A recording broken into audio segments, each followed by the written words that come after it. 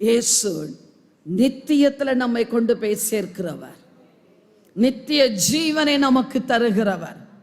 இந்த உலக வாழ்க்கைக்கு பிறகு நமக்கு ஒரு வாழ்க்கை இருக்குங்க.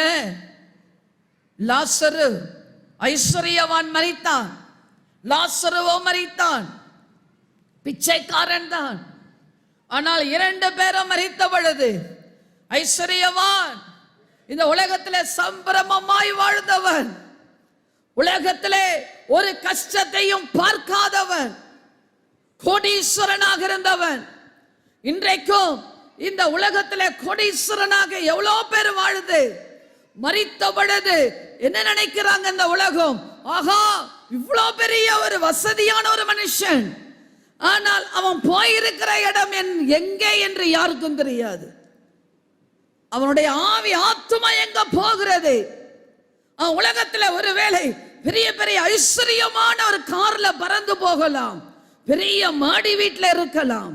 ஆனா அவன் மரித்த பிறகு அவன் ஆத்துமா எங்க போகிறது தெரியலையே. இன்னைக்கு இருக்கிற காலம் என்ன தெரியுமா?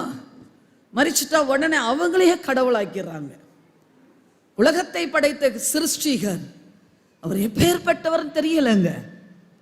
மரிச்சிட்டா உடனே இவர் கடவுள், இவரை கடவுளா நாங்க இனிமேல் வணங்க போகிறோம்.